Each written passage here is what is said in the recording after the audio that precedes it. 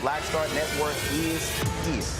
Hold no punches. I'm real revolutionary right now. Black power. Support this man, Black Media. He makes sure that our stories are told. Thank you for being the voice of Black America, Roland. Stay black. I love y'all. All momentum we have now, we have to keep this going. The video looks phenomenal. See, there's a difference between Black Star Network and Black-owned media and something like CNN. You can't be Black-owned media and be scared. It's time to be smart. Bring your eyeballs home. You dig?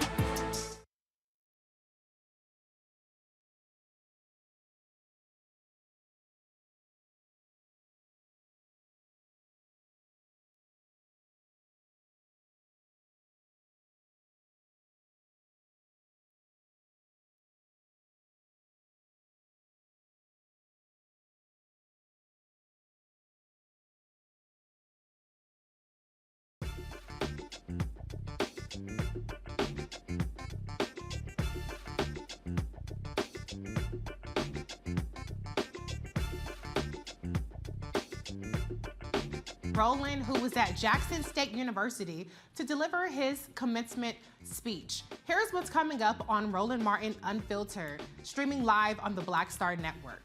Arizona Senator Kyrsten Sinema is leaving the Democratic Party after years of giving Democrats political pushback.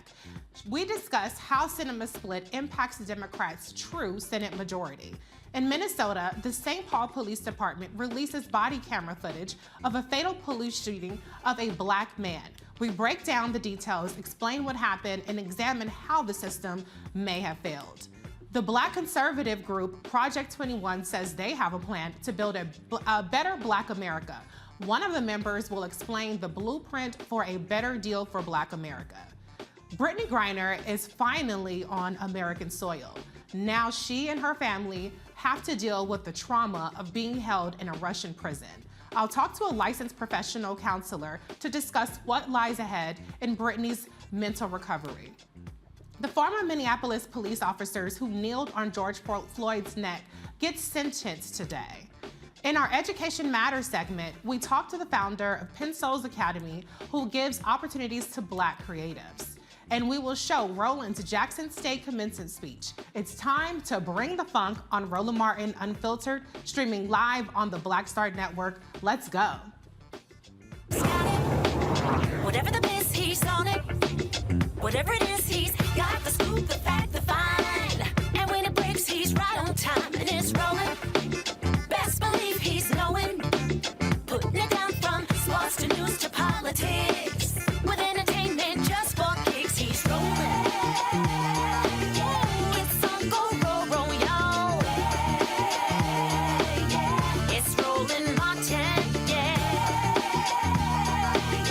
rolling with Roland now. He's funky, he's fresh, he's real, the best, you know he's Roland Martin now.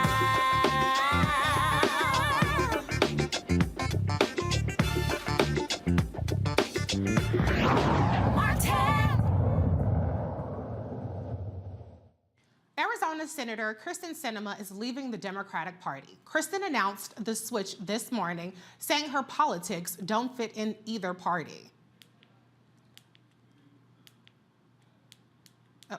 As an Arizona independent. I know some people might be a little bit surprised by this, but actually I think it makes a lot of sense. You know, a growing number of Arizonans and people like me just don't feel like we fit neatly into one party's box or the other.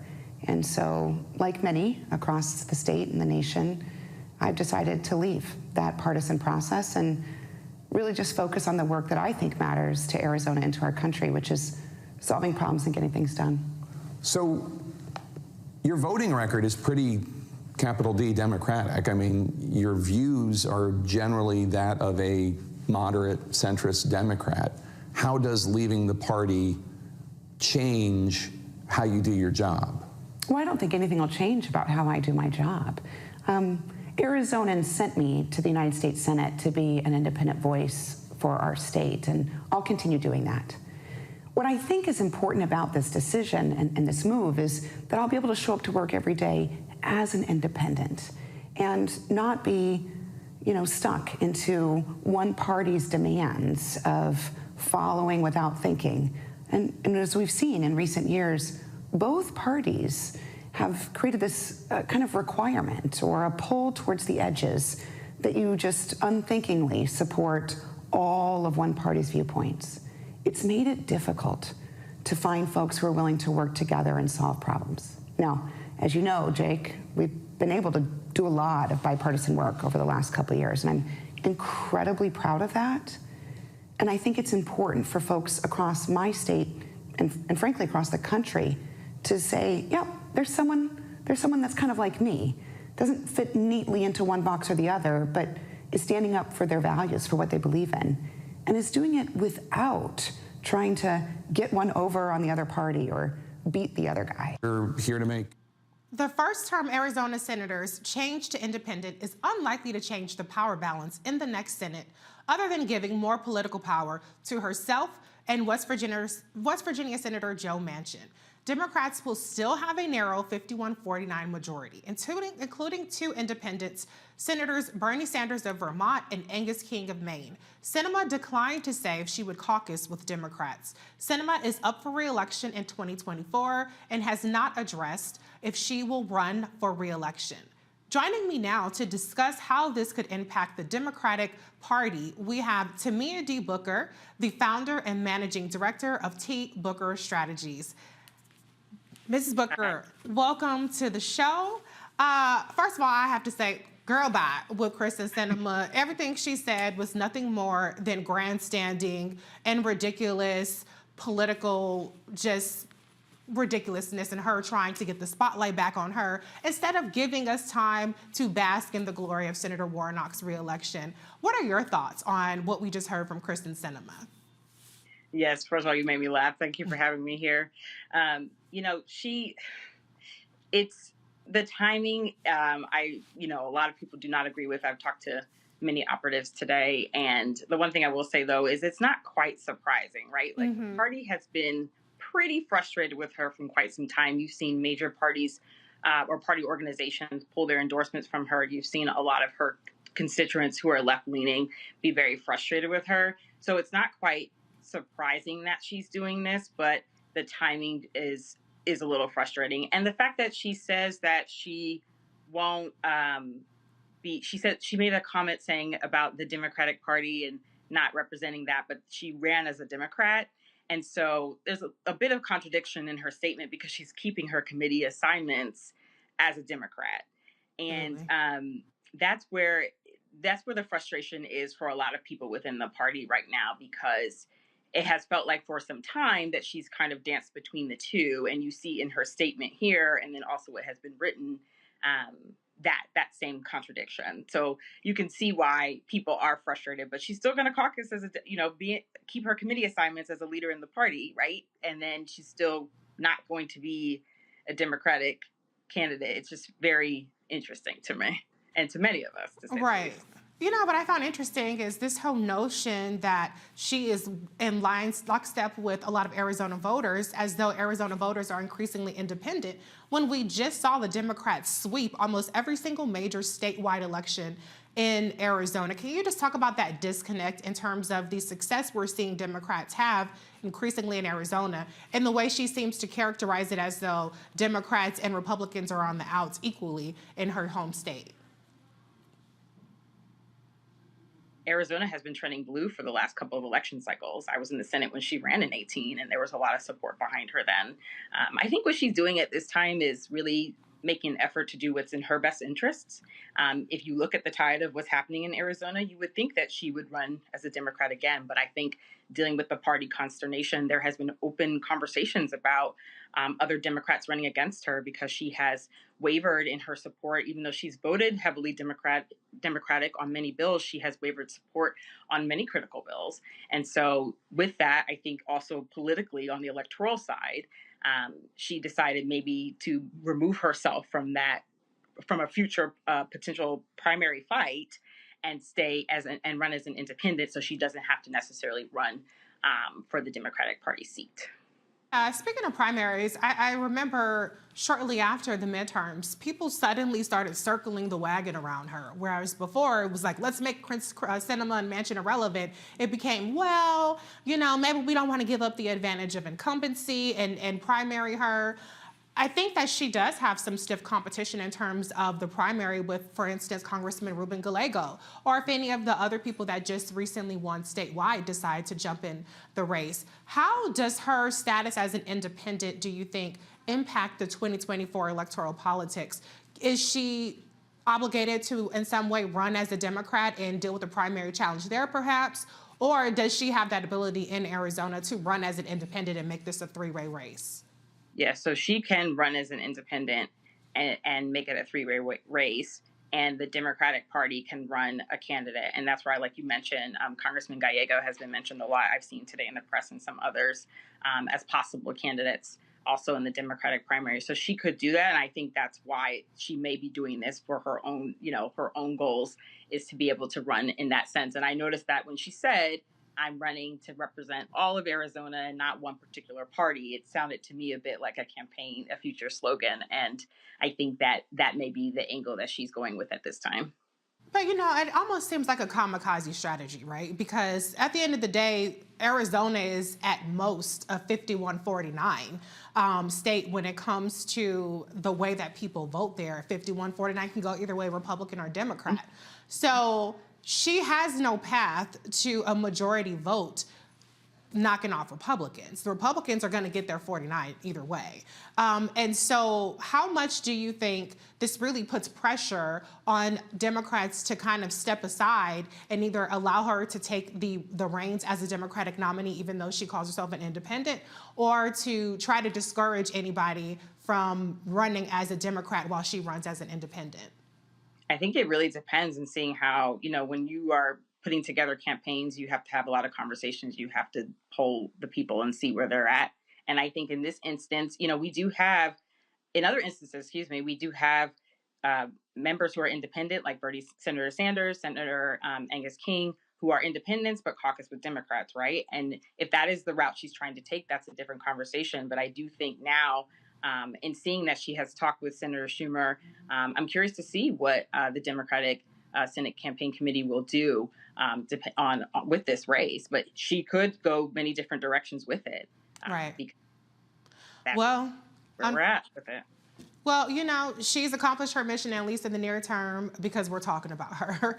And she's making herself more relevant when we at least could have made her a non-factor, at least for the next 2 years. So mission accomplished, Kyrsten Sinema, but still is girl bye.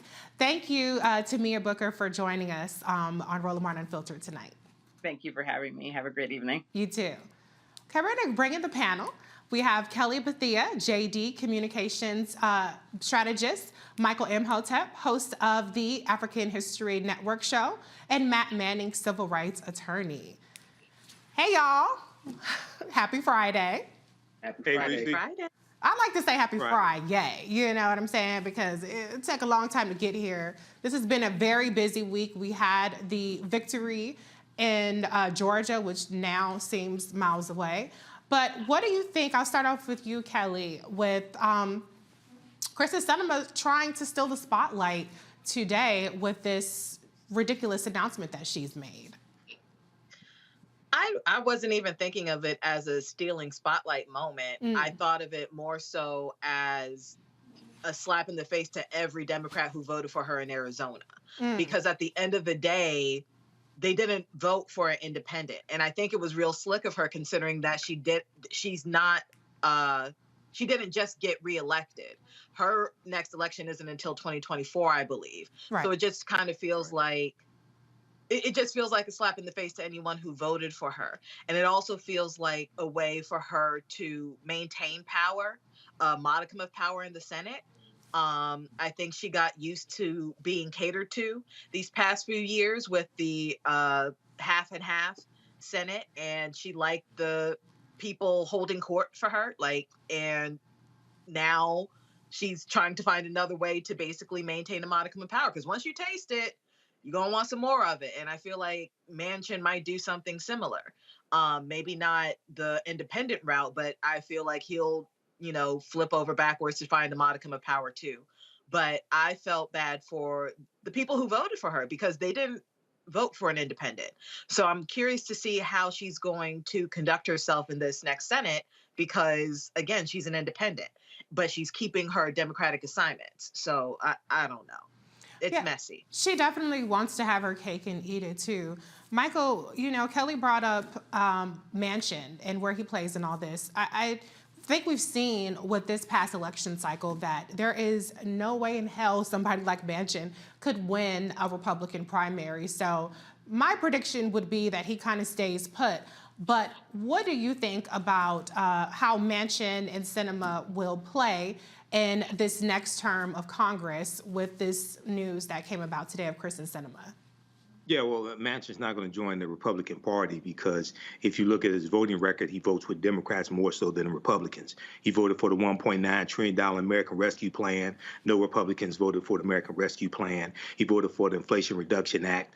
No Republicans voted for the Inflation Reduction Act. So when you look, he voted for most of Biden's federal bench nominations. He voted for Judge Ketanji Brown Jackson. Not even Senator Tim Scott, Black Tea Party Republican from South Carolina, voted for Judge Ketanji Brown Jackson. There's only 3 Republicans that voted for her. So if you, even though Manchin tanked Build Back Better, which was really Democrats' fault in the House, because he already said he wasn't going to vote for the child tax credit. He already said he wasn't going to vote for that, and they took it out of the bill. Democrats in the House took it out of the bill, put it in at the last minute, passed it, then sent it to the Senate, and he backed out. He did what he said he was going to do. So with Sinema, I think she is trying to reassert power after this historic win that took place yesterday with Senator Raphael Warnock, and a 51-49 Senate gives Democrats a much stronger position than a 50-50 Senate, because in the 50-50 Senate, Chuck Schumer and McConnell had to agree to terms in how to govern in the 50-50 Senate, and you also had an equal number of Republicans and Democrats on the committees, and this allowed Republicans to block federal bench nominations, do a lot of damage. Now with 51-49, it gives Democrats much more power, and Republicans can't block bills and block federal bench nominations like they were. So here you have Sinema trying to reassert her power, but she's still going to conference with Democrats, and hopefully Ruben Gallego will run in 2024 and crush her. She needs to be crushed. She needs to be destroyed, okay? And also the same thing with the White Nationalist Party. They need to be defeated. They need to be crushed and destroyed as well. I completely agree. Matt, you get the last word on this, then we'll head to a break. Well, lucky for y'all, I'm not going to add too much, but I do think it was about self-preservation. I think it was a matter of her trying to preserve her own electoral chances going forward. I do think academically it opens up a good conversation about plurality and the idea of not being adherent to a two-party system forever, right? The idea that we can have other iterations of how people think. But I think in this instance, it was solely to benefit herself. And I agree with Michael's sentiments. She needs to be obliterated, to use a different word, because I think she's just trying to hold them hostage, has held them hostage throughout this last couple of years. And I think that Rep. Gallegos and maybe others might be a good source of attack on her to, have a check on her and her unbalanced power. Oh, I think that she might have been a little premature and where her leverage would be if by announcing so soon. We still have 2 years to get Gallego up there to where she would be absolutely crushed and obliterated. So we're going to see how this plays out, but it's still womp, womp, womp Sinema. We're still celebrating Raphael Warnock over here. But this is Roland Martin Unfiltered on the Black Star Network. We'll be right back.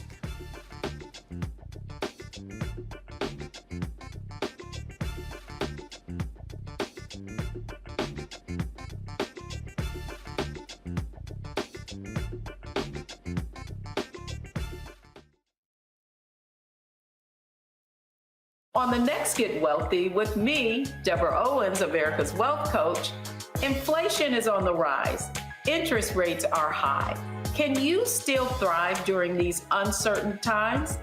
On the next Get Wealthy, you're gonna meet a woman who's done just that, living proof of what you need to do to flourish during these uncertain times. These are times where you take advantage of what's going on.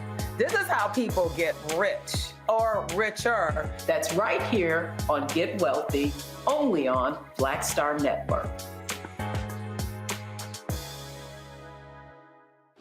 My name is Charlie Wilson. Hi, I'm Sally Richardson Whitfield. And I'm Dodger Whitfield. Hey everybody, this is your man Fred Hammond, and you're watching Roland Martin, my man, Unfiltered.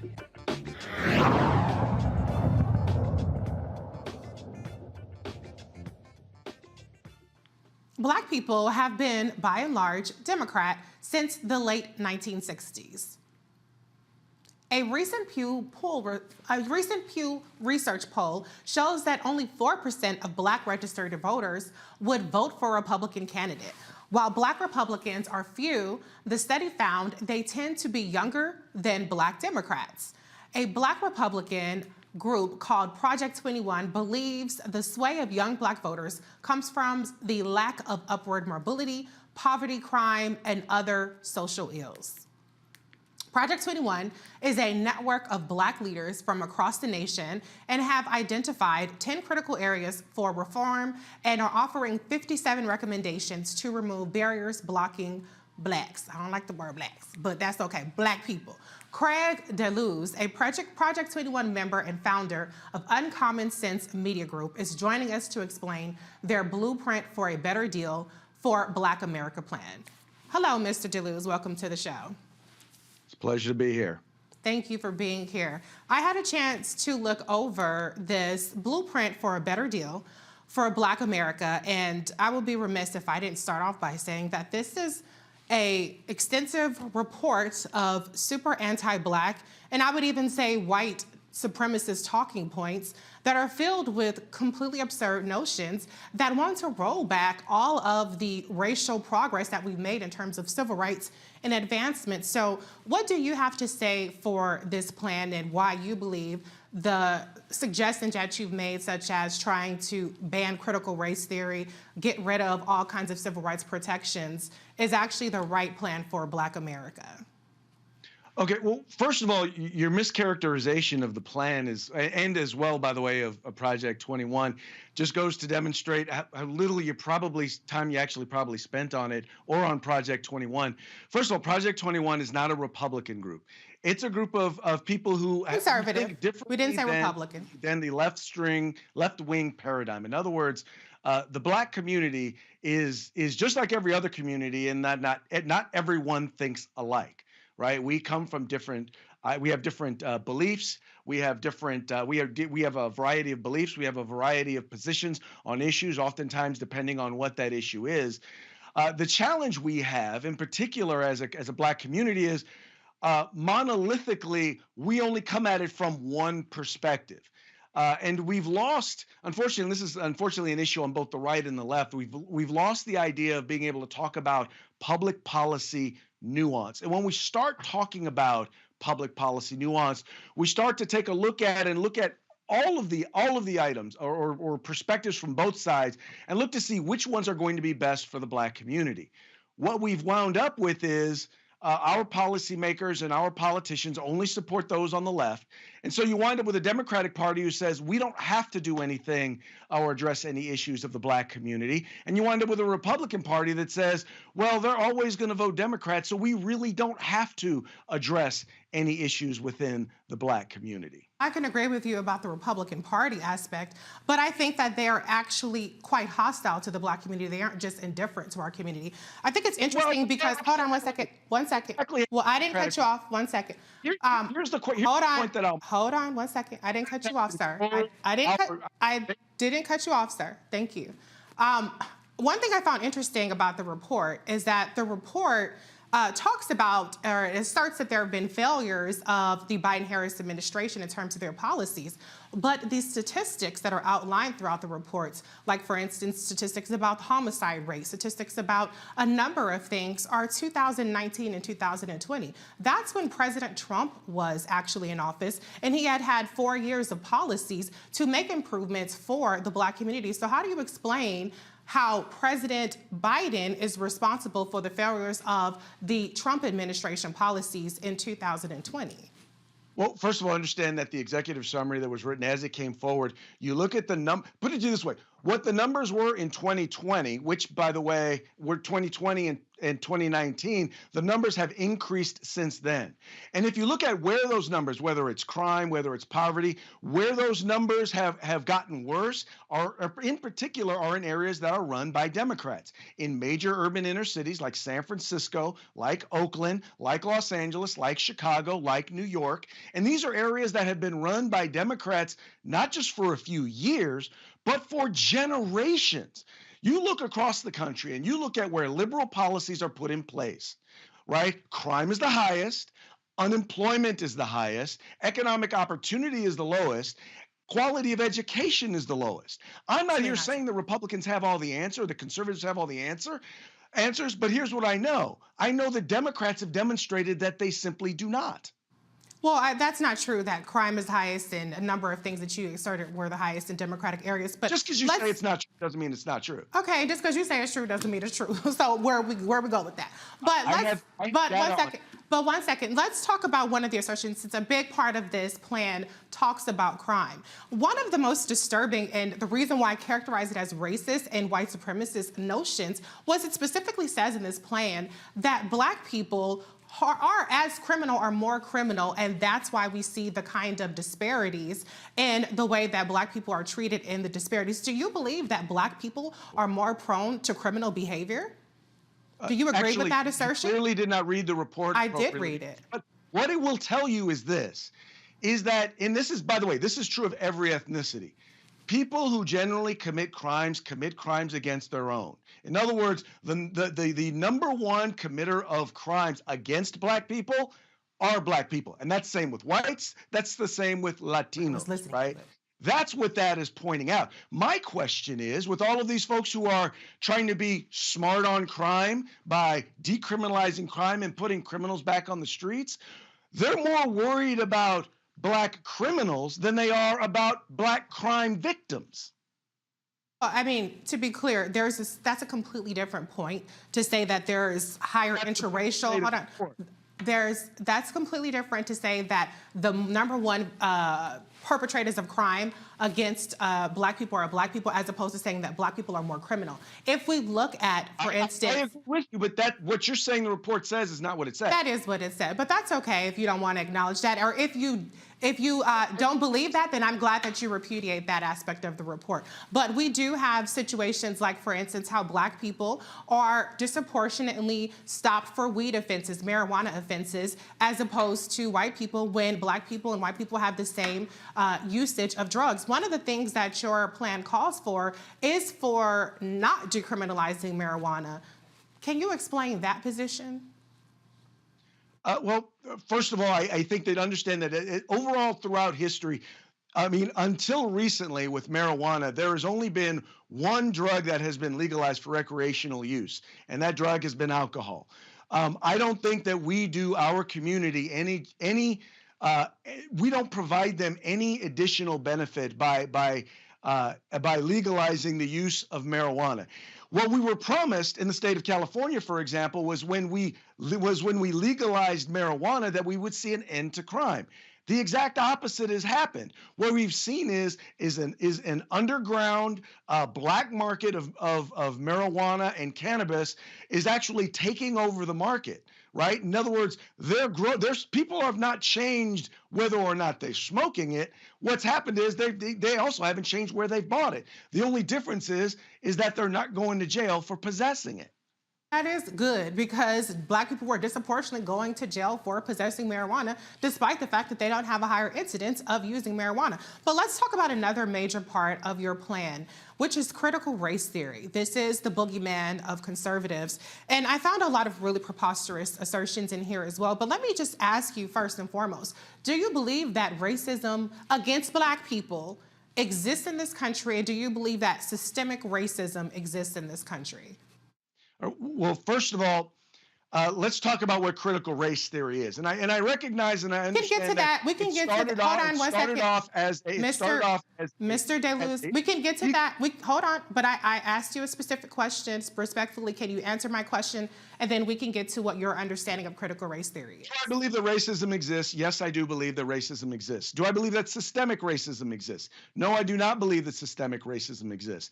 I believe that we need to take a look at, I mean, one of the challenges we have is that people who promote critical race theory want to act as if we are exactly where we were from the day that slavery ended. And that is just not the case. We are the freest, most educated, and most prosperous peoples of African descent in the world. Now, is everything where it should be? Are we exactly where we should be striving to be? No, we're not there yet. But what we should do is recognize where we are, recognize the success that we have had, and recognize that staying on the path where we are is exactly what's going to get us to where we need to be. But teaching policies or teaching things in school that teach students that if you're white, you are an oppressor. If you are black, you are oppressed. And the only way you can be successful is if your oppressor lets you be successful. Where they talk about things like proximity to whiteness, saying that, well, if you are successful, if you are college educated, and if you've been married to one person and have children with that one person, well, that's because of your proximity to whiteness. This sort of stuff is utter madness. And this is the sort of stuff that is not going to create racial unity. It's in fact going to create racial division. And that's exactly what it's doing. Well, first of all, we've had racial division in this country since the beginning of time. I mean, we did come here as kidnapped, enslaved people. So this whole notion that critical race theory is creating something is really absurd, and it's actually creating a lot of hysteria by all the mischaracterizations of critical race theory. It's not hysteria at all. I've sat on a school board for 18 years, and I've seen them work to try and implement this stuff. And I'm telling you right now, this stuff is divisive. And as we're trying to bring people together, and we've worked in our school district to try and do diversity training, to try and do what we call resiliency training, cultural competency with our staff. And it wasn't until this racist, anti-racism training started to come in that we started to have issues and divisions and concerns like this. Oh, anti-racism is the problem as opposed to racism. That's a very interesting assertion, but I'm going to bring in my panel to see if they have any questions for you, Mr. DeLuz. I'm going to start off with our professor, Mr. Michael Imhotep. Do you have any questions? Yeah, I've been going through looking at some of this, and first of all, what you're saying about critical race theory is blatantly false, and then you want to reinstate Donald Trump's divisive, combating race and sexual stereotyping executive order. That's ridiculous. But the question I have is, if we look, for instance, at the article from Yahoo News, do Republicans or Democratic states have more crime? And they talk about how 8 of the 10 states with the highest murder rates per 100,000 are Republican states and states that voted for Donald Trump. Explain to me how Republican policies for fighting crime are going to be more beneficial for African Americans than Democrats. And I'm neither Democrat nor Republican, but I sure as hell ain't stupid. And I know when people are trying to snow job our people as well. But explain that to me. And then I got a follow-up to deal with marijuana, because if you study the history of why marijuana was made illegal, it largely goes back to Harry J. Anslinger in 1937, who was a white supremacist who targeted African Americans and who lied in front of Congress about the effects of marijuana as well. But we can get to that later. Go ahead and answer the first question. Okay, I'll use the state of California as an example. In the early 90s, in the state of California, we passed a number of laws which actually, which were included mandatory minimums for various different crimes. We started to institute things like going after people who were involved in violent crime, people who were involved in the drug trade, and what we found was, for over 20 years, we saw a decrease, we saw a cut in crime, in violent crime, and in property crime. And then in the early 2010s, about the time that we got our then Attorney General Kamala Harris, came in with this idea of, well, we're going to institute policies that are smart on crime. And as a part of smart on crime, what we're going to do is we're going to take things that are crimes, major crimes, felonies, and we're going to call them misdemeanors. And then not only are we now going to then call them misdemeanors, we're going to take the people who committed those crimes, we're going to take them out of state prison, and we're going to put them into county jails. Now, as a result of that, we've seen a number of things happen. Number one, the people who went from state prison to county forced then people who were in the county jails out onto the streets. On top of that, in many cases, you had people who were in county jails, which, by the way, are built for up to a year's stay. They're not built for long term, for more than a year. So you saw people who were going into county jails that didn't have rehabilitation programs, weren't set up for long term, and weren't set up for the populations that they had.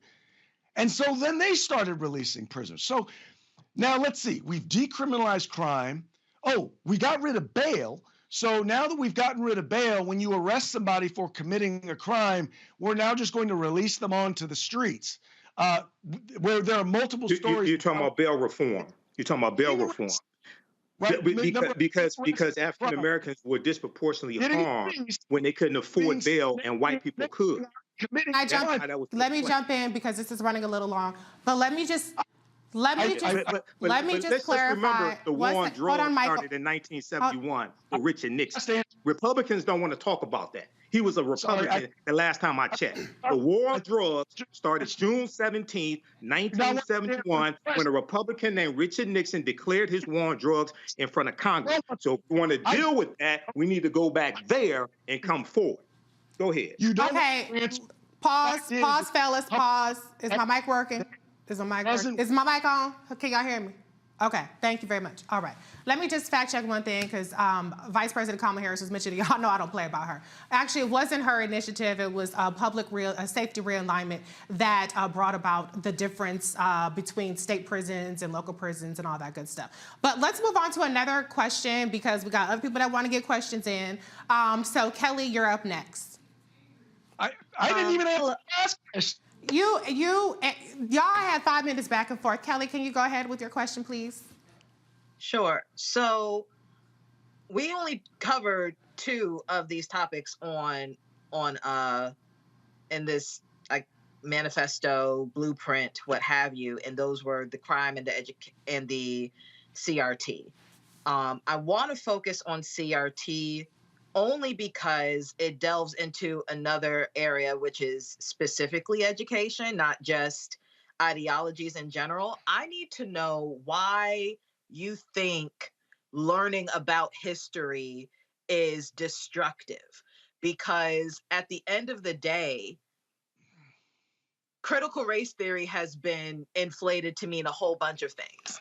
At the end of the day, it really is a legal concept, but what it has been incorporated into as far as education is concerned is really correcting the wrongs that have been taught to myself and generations after me and setting the record straight, such as the enslaved were not just immigrants that came over to America from Africa.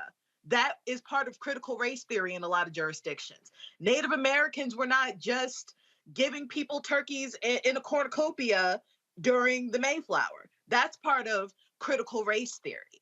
You understand what I'm saying? So I need to know what is woke. Why is that even being demonized? Why is it that whenever it comes to Black history or critical aspects of Black history, that gets shut down for the sake of, frankly, white guilt? Okay. Before you answer that, is my mic on? Mr. Deleuze, I want to be respectful to you, so I just want to give you a heads up. We have one more panelist ask you a question. So if you can keep it relatively brief so that we can get the last person in and then move on to the next segment, I would really appreciate it. I don't want to have to cut you off, so I'm just telling you up front. Thank you. So first of all, let's understand that I think people on both sides are conflating what critical race theory is. I am not opposed to the idea of teaching our history, good and bad, in particular, and also when it comes to the issue, dealing with the issue of race and the history of African Americans. I know when I grew up, when I went to school, we didn't cover it the way we needed to. My point here is that what you're talking about, teaching and talking about the history, is not what critical race theory does, or at least it's not all that it does.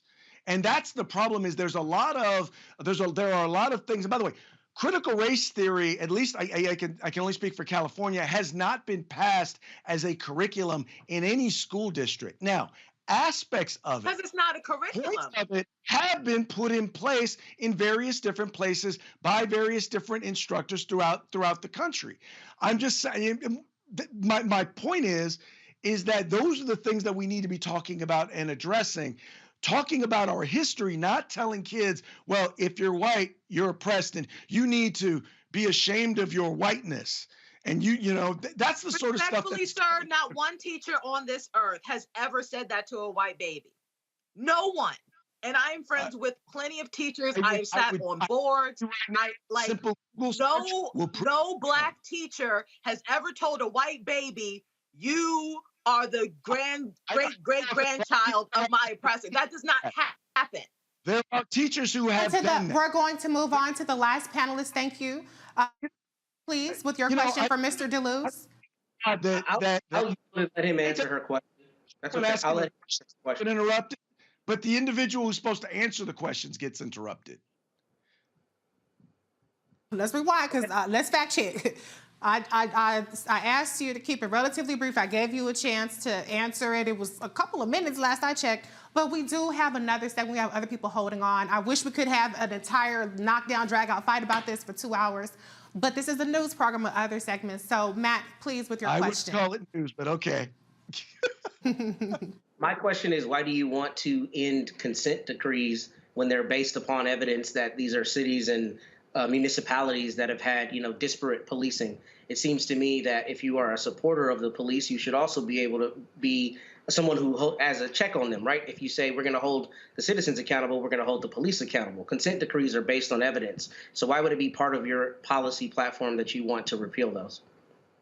I have to be honest, in particular, the section on consent decrees, I'm not particularly familiar with. I do believe in law enforcement accountability. Things like body cameras are vitally important and should be instituted for all law enforcement, in part because it not only helps keep police accountable, but in many cases, it's actually helped exonerate them or show exactly what happened in many, many cases. It's not the complete story, but it does tell part of the story. And I apologize that I don't know more about the consent decrees. Thank you, Mr. DeLuz, for acknowledging that instead of BSing your way through that segment. To be honest, you sound just slightly more reasonable than this document. And I listened to it and I was aghast at many of the assertions. But we do agree on body cameras because that has been instrumental in bringing justice to light. And to your point, if the cop is innocent, then it will show that as well. So, Mr. DeLuz, thank you so much for your time coming into the Lion's Den and giving us your perspective on the Project 21 group. Thank you so much. All right, take care. All right, you too. Roland Martin will be right back after this break. You're watching the Black Star Network.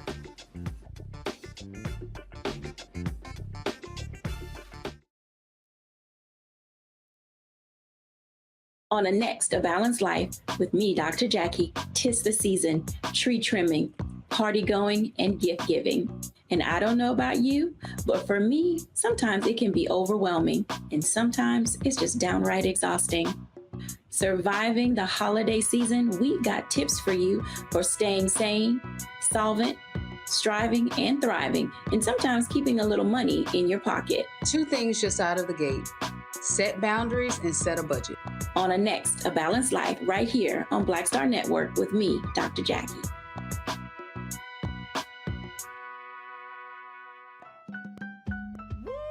We're all impacted by the culture, whether we know it or not. From politics to music and entertainment, it's a huge part of our lives, and we're going to talk about it every day right here on The Culture with me, Faraji Muhammad, only on the Black Star Network.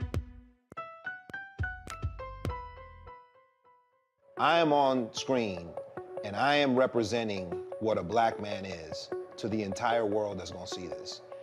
And this might be the only black man, a representation of a black man that they see. Right.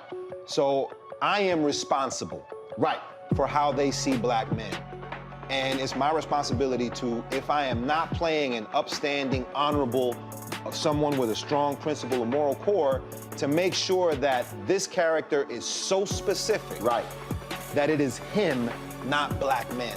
And I wish that more actors would realize how important their position is as an actor of color, playing people of color on screen.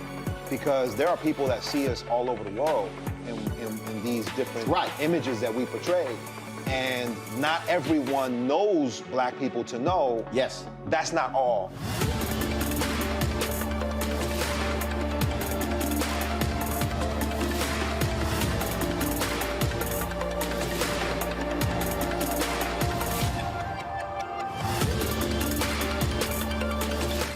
Hey, I'm Antonique Smith. Hey, I'm Arnaz J. Hi, this is Cheryl Lee Ralph, and you are watching Roland Martin, Unfiltered. I mean, could it be any other way? Really, it's Roland Martin.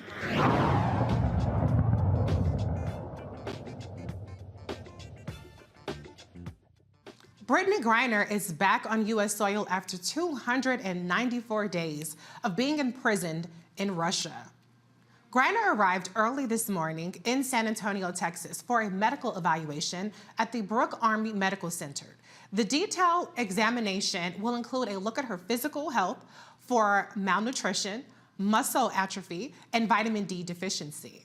Griner will also be given a mental health rehabilitation debrief with the Department of Defense and mental health counselors.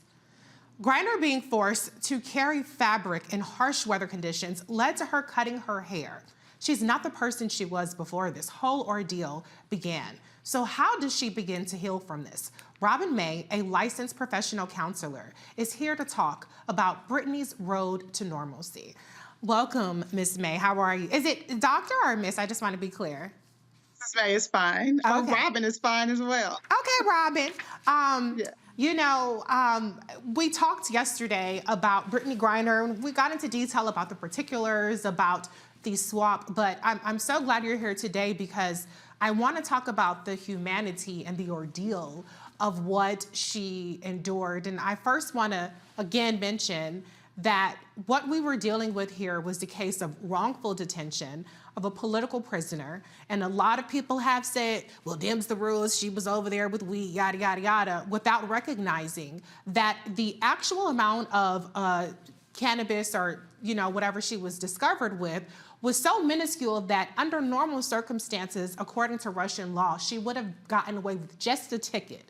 And so the notion that she brought this upon herself or that the punishment justified the crime, I just want to put that to bed. But can you just talk a little bit about, let's start off, if you don't mind, with the cutting of her hair.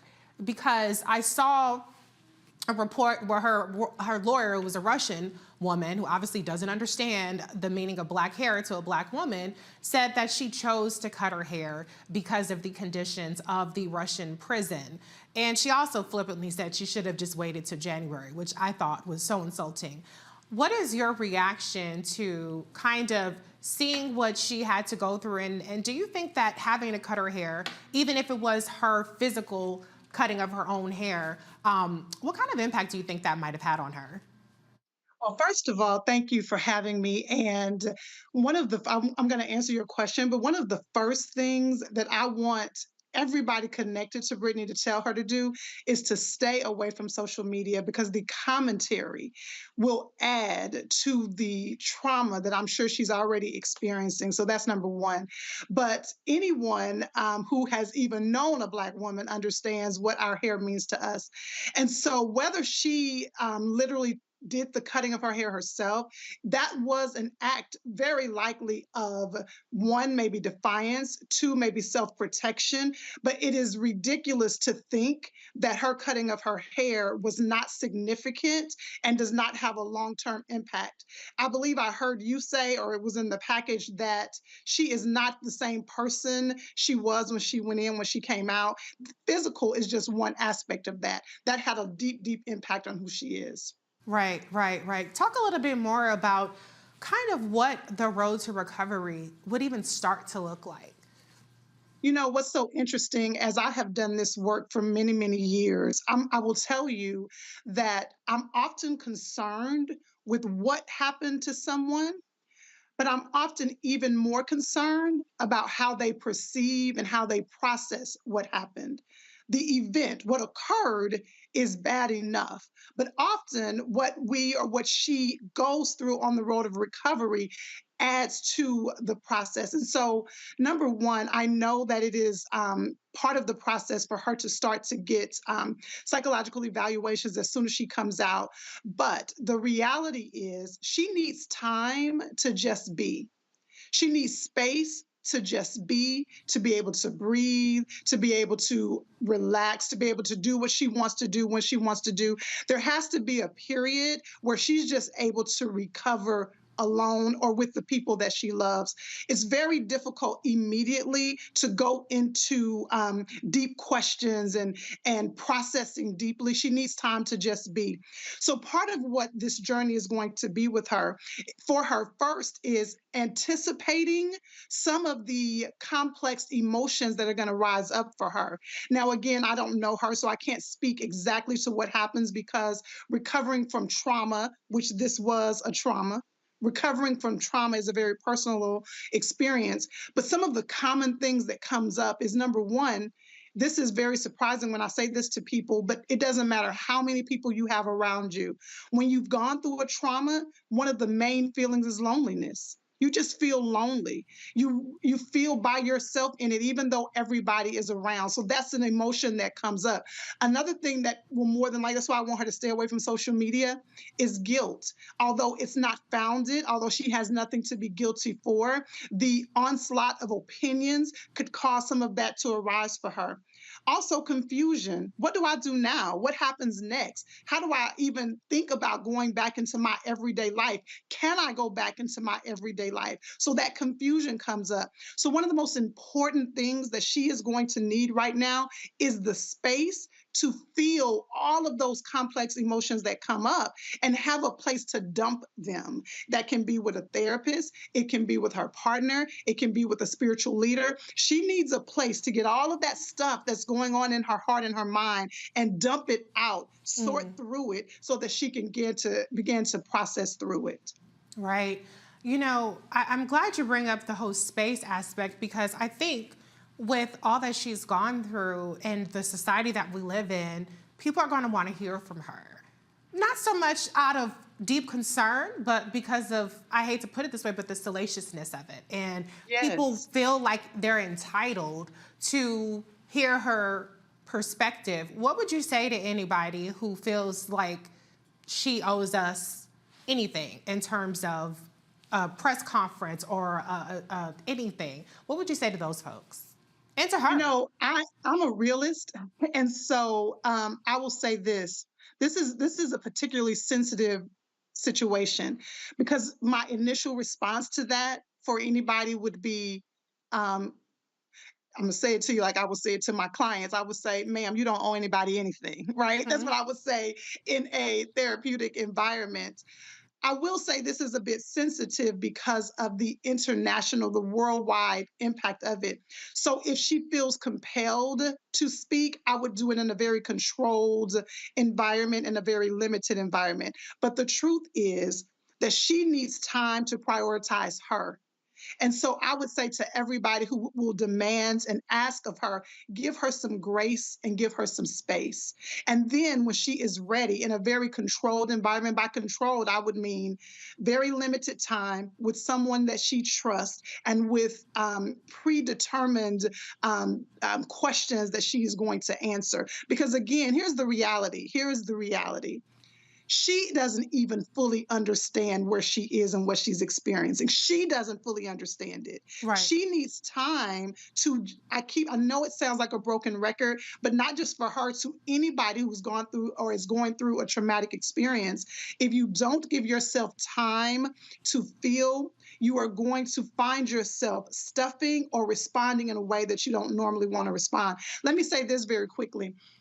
Part of the journey towards healing, it's important that I'm doing a series right now called Heal Well, because you and I both know you can heal, but not necessarily heal well. You can heal and have a limp. You can heal, be on the journey of healing and end up with an infection. And so I want her to have the space and the grace to heal well. And really, that's just going to require time. She needs time, and they need to give patience to her as she goes through this journey. You know, I love the word grace, and it's a very foreign concept to be used in connection with the Black woman. And it's so interesting because whether she is, as people perceive, in my judgment incorrectly, but people perceive an offender, or if a Black woman is a victim, which she is also a victim, be clear, of this political imprisonment. But let's take like Megan Thee Stallion, for example, who was a victim of violence against her. there is always a lack of grace in terms of giving them the space to heal and believing them and valuing their experiences. I want to go to the panel real quick. Matt, let's start with you. I'm sorry I've been going to you third, so I'm going to put you up first this time. Do you have a question for Ms. Robin? I sure do, Ms. Robin. Thanks for joining us. I'm actually really interested in it's a difficult question, but what I want to ask you is, how do we as the community take some of the suggestions you might have for Brittney Griner support system and extrapolate that to those in our community who are returning from prison? Because what I thought about with this is that we have a lot of people who are coming back into our community who have difficulty reintegrating. I hear that from my clients all the time. So what could we learn as a community from her suggestions that you're mentioning now, and particularly from her support system on how we can support someone so they can heal well from this PTSD? I am just so grateful that you asked that question, because I believe everything is a learning opportunity for all of us. And we can even look at Brittney's situation, or, as you said, anyone coming out of what is often a very unfair system, and helping them reintegrate. So one of the first things that I think is very important is to create a safety plan. That's very important. And when I say safety plan, I don't mean necessarily when a therapist hears safety plan, they start to think about self-harm. I don't just mean that. I mean a safety plan as in, we're going to sit down and just talk about right now in this moment, what do you believe you need? Invite them into the moment with you right now at this moment. And I'm saying that intentionally. I'm going to tell you why. Right now in this moment, what do you believe you need? Right now in this moment, how can I support you as you reintegrate into the world? And I'm going to tell you why that's important. Because we often make the assumption of what somebody needs. And we need to take a moment and to give them an opportunity to explain to us what they need. But did you hear me say right now and in this moment?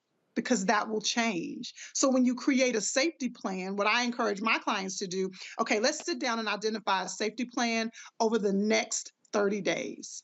And we're going to just commit to this over the next 30 days. And so that safety plan may look like, listen, what I really need is for the next couple of days that you just kind of give me a moment to just do what I want to do. I haven't had the opportunity to get up when I want to get up, go to sleep when I want to go to sleep. I know you love me. I know you've missed me. I just need some time to just be with me.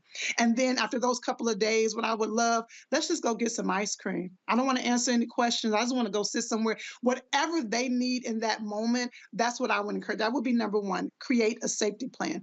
And then number two, after you've created this safety plan, I want you to then be able to share with someone, listen, this is some of the things that have occurred since you haven't been here, and I want to bring you up to speed. How do I do that to make sure that you don't feel so isolated? Remember, I said one of the things I'm very concerned about for Brittney is the isolation she will feel. And so I would try to invite her into a space. Come on, let's talk through, because I want to help you not feel so isolated. So those are two specific strategies. You create a safety plan, and then you talk about what you want to make sure they understand since they have not been with us.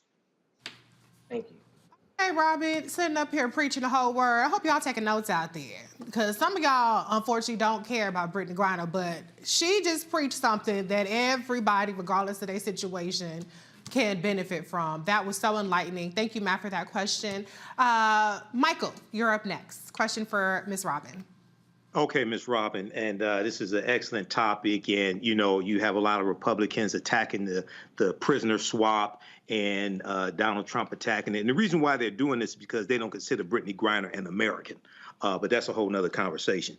When we talk about Brittney Griner's wife, Cheryl, can you talk about the type of trauma the spouse, whether it's a husband or wife, in situations like this, the type of trauma the spouse goes through, and the type of therapy that the spouse may need? And is there a difference in the type of therapy the spouse may need than the primary victim would need? You know, that's such a powerful question. One of the things that I spent a lot of time helping to educate people on, particularly during the pandemic and the heightened civil unrest we've experienced, because civil unrest is up, but the heightened civil unrest we've experienced, is that even, watch this, this is so important for anyone watching, even seeing a trauma can create traumatic symptoms for the person who saw it. Right. So her wife absolutely is dealing with her own feelings of trauma, or her own experiences of trauma, but it's particularly difficult because the partner often feels selfish and self-centered to identify or to admit their own trauma. Because again, you want to cater to, you want to care for the person who has dealt with it directly. But when I tell you, if we could sign her up for therapy immediately, we need to, and I'm hoping she has been in therapy, because it is definitely an impact that she's experiencing as well. I don't even like to compare it, whose trauma is higher than the other. It's just trauma. Right. And so I believe they both need separate support. They need separate support because their journey has been different, and then they can get support together. And so part of what happens with the partner is, like I said, they feel guilty because I'm feeling some kind of way, like the young folks say, they're feeling some kind of way. Their partner is different. And so they're trying to adjust to who their partner is now. They are different. And they're hoping that their partner can adjust to who they are now. And so absolutely, she will need individual support on her own so that they then can come together and have support. All right, thank you. And, you know, we had to send our love and support to Mrs. Sherelle Griner because she was really tireless and relentless in this fight. You know, none of this was inevitable. I will continue to repeat that. Even getting a meeting with the president and vice president was something that they really pushed heavily for, along with people who advocated with her. And so, you know, she was in this fight. She wasn't, you know, imprisoned in Russia, but out here, I mean, she was in the fight for her life to bring Brittney Griner She might home. not have been in prison physically, but emotionally, she absolutely was. Absolutely. Kelly, you get the last question. Sure. So when I saw the pictures of Brittney Griner initially, it was jarring because of her hair. And Reese brought up the point of, you know, like her having to adjust to her hair and the impact on Black women and Black hair and the like. All I could think about is the levels of things that Brittney Griner would have to grieve upon her arrival into the States. Because it's more than just a return. It's more than just, you know, breaking down her traumas. Excuse me. I feel like she has to grieve who she once was, and her wife will have to grieve who she once was, because I can only imagine an experience like this will completely change you from the inside out. So my question to you is, what is, outside of the 5 stages of grief, what is your recommendation for processing grief? Mm-hmm. It's so interesting that you asked that question because, like I said earlier, I'm absolutely in the middle of a series called Heal Well, and I'm talking about how messy grief is. I'm going to say that again. I'm talking about how messy grief is. We want to put grief in a nice little box, but grief is messy. It shows up. It doesn't sit down and mind its manners. It goes all over the place. It permeates all aspects of your life. And like you're articulating, grief is much more than just someone passing away. Grief is any significant loss. As you were speaking, however, a thought came up that I wanted to make sure that I mentioned. One of the things that I started thinking about with Brittney is that she also, more than likely, could find herself being protective of her family and friends, which could then make her feel even lonelier. Let me tell you what I mean by protective. Because she has experienced, I'm sure, things that we could never even imagine, sometimes the person who has been through the trauma feels a need to protect those that they love and not share all of that with them, which again continues to perpetuate the loneliness. But when you talk about the 5 stages of grief, people often believe that it is stage 1, stage 2, then I go to stage 3. That's now how grief works. The stages of trauma are, I like to say that it's cyclical. You'll be at stage 1, you'll be at stage 4, you'll be back at stage 2. But much beyond the stages of grief, I like to identify for people some of the experiences that show up on the the path to grief, or the path towards healing from grief. One of the things we have to identify is an understanding that she has to accept, she has to move. I want to be careful with what she has to do. I would encourage her to understand that it is going to be a journey and it's not a destination. Let me say it again. It's a journey and it's not a destination. And the journey is on her own timing. So she cannot, I do not want her to allow anyone to say 30 days from now, girl, you should be good. A year from now, girl, you should be good. It is her timing, her path, and her process. Then the next thing that's very important on this journey to understand is that many times grief manifests in ways that you may not even realize. I lost someone significant a couple of weeks ago, and I'm not the type of person who naturally pops off on other people. I'm normally more reserved than that. I found myself going off on a florist the other day, like flipped the script. But I realized that was a manifestation of grief. And so understanding that her grief will manifest in ways that she cannot anticipate. And that's the reason, back to what I said earlier, I sound like a broken record, but space and grace. Space and grace. And if she could hear this, I would encourage her to give herself space and grace, even if no one else does. Well, I don't think you sound like a broken record. It bears repeating over and over again. You have been such a treat and such a gift and powerful and empowering to us all. How can people who want to be a part of your Heal Well series, follow your work, tell us a little bit about how we can hear more from you? Yeah, let me tell you, this series I'm doing called Heal Well is really a very personal journey. I lost my virtual assistant a couple of weeks ago, and I've just been shook ever since. And that's even a process of healing well, particularly for Black women. As Black women, many of us have bought into this superwoman idea. And listen, we're bad. We're some bad chicks, but we need to be bad enough to be able to identify and articulate what we feel. So we want to be able to share it. And so I'm doing this Heal Well series. This is a 3-part series that I'm posting on YouTube. You can find all about it. You can follow me on Instagram. I'm posting it over and over again on Instagram. And my Instagram is Robin May Online. Robin May Online. This series is life-changing. Sounds like it. So thank you so much, Robin, for your presence here tonight, for all of the gems that you gifted us with. Thank you. Thank you for having me. You're watching Roland Martin Unfiltered on the Black Star Network. We'll be right back.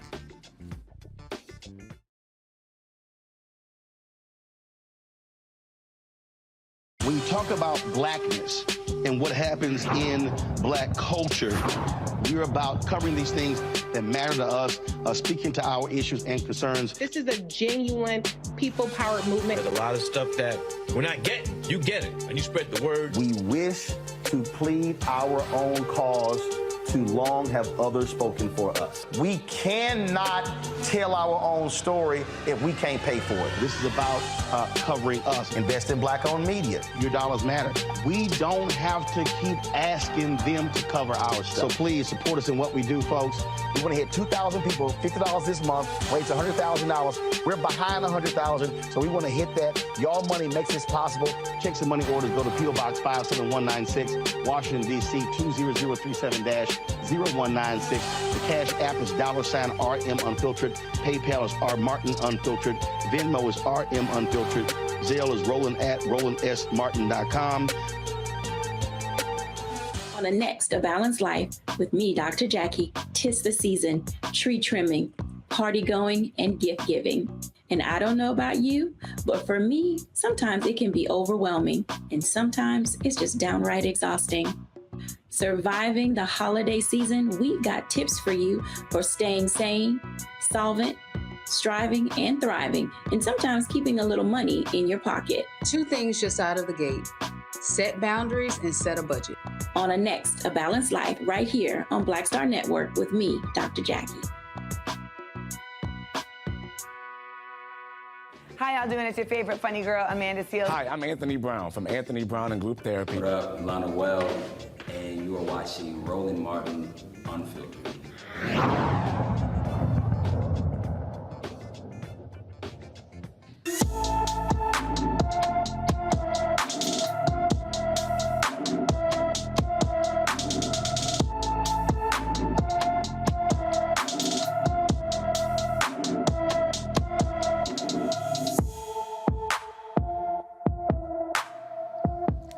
Jamona Pickett has not been seen since she left her Scottsville, Kentucky foster home on May 1st. The 15-year-old is 5 feet, 5 inches tall, weighs 140 pounds, with black hair and brown eyes. Anyone with information about Jamona Pickett is urged to call the Allen County, Kentucky Sheriff's Office at 270-237-3210. Let's go through the big stories of today, starting with in Minnesota. The St. Paul Police Department released body camera and squad car video showing Monday evening's fatal police shooting of a black man. Sergeant Cody Blanchin shot Howard Johnson during a call about a domestic assault and a man with a gun. The video you are about to see is disturbing and triggering. Now's the time to turn away and get the kids out of the room. Here's the video showing the moments before and after Sergeant Blanchin fired his gun 10 times at Howard Johnson.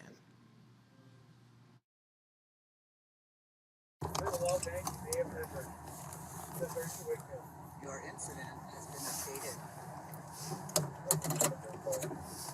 Your incident has been updated.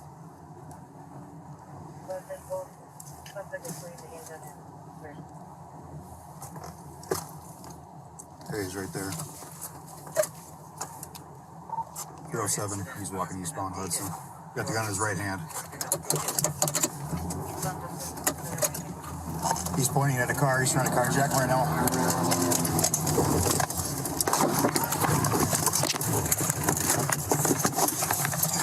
Don't do it.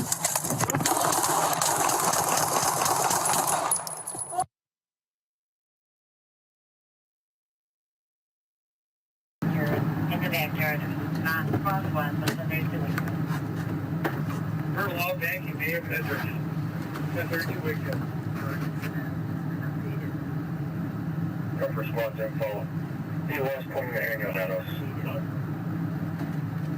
Response info. The suspect was pointing the handgun at us. Seriously.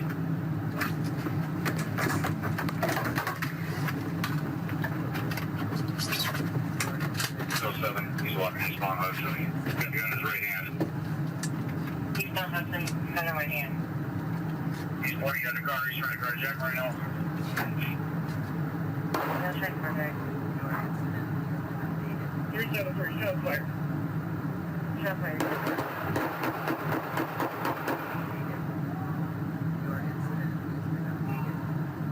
He's on the ground.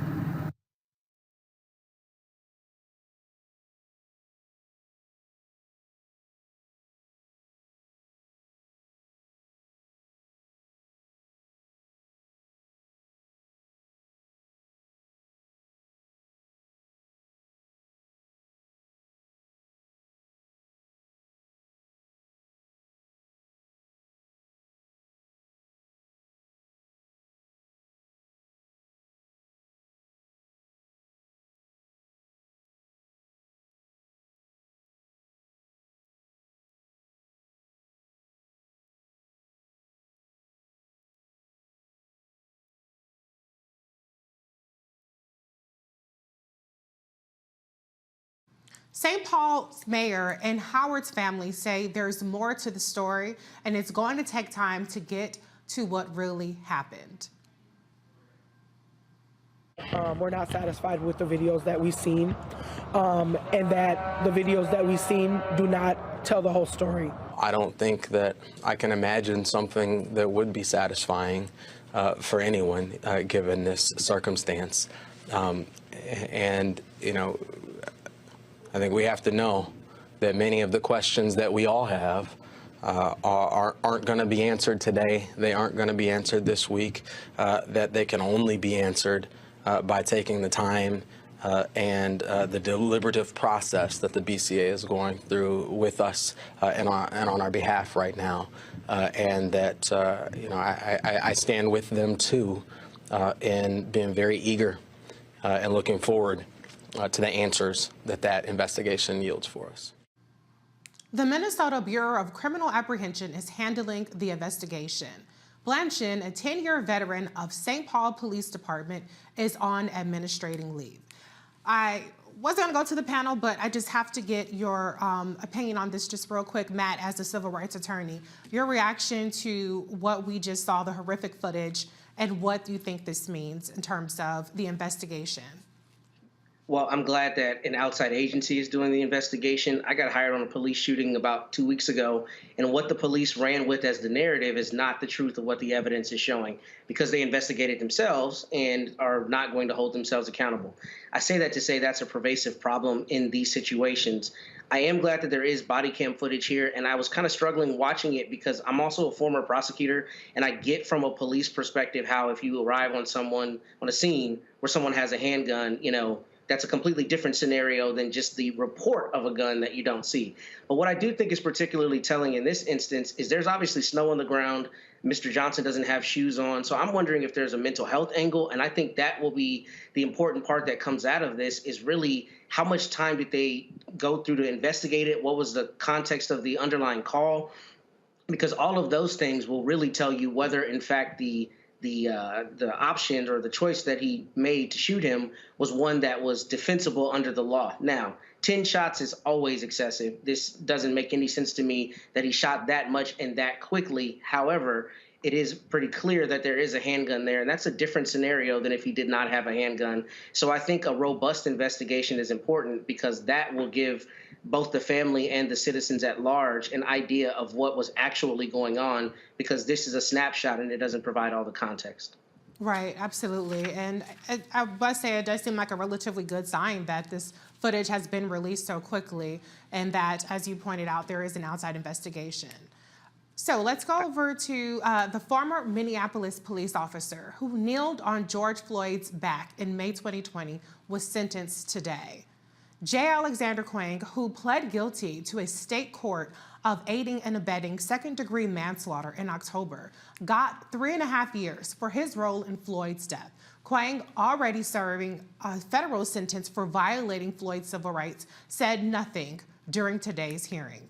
Floyd died on May 25, 2020, after former officer Derek Chauvin kneeled on Floyd's neck for 9.5 minutes, as Floyd repeatedly said he couldn't breathe and eventually went limp.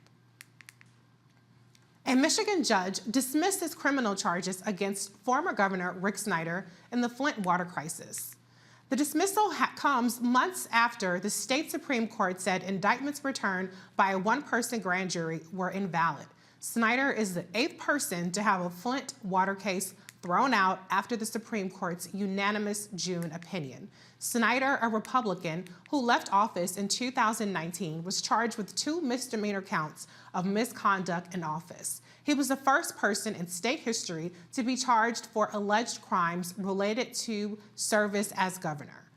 Flint's water became tainted after city officials agreed to switch to using the Flint River in 2014 to save money while a new pipeline to Lake Huron was built. The water did not get treated to reduce corrosive qualities, causing lead to break off from old pipes, contaminating the system for more than a year. Many women are suing Apple over its AirTags.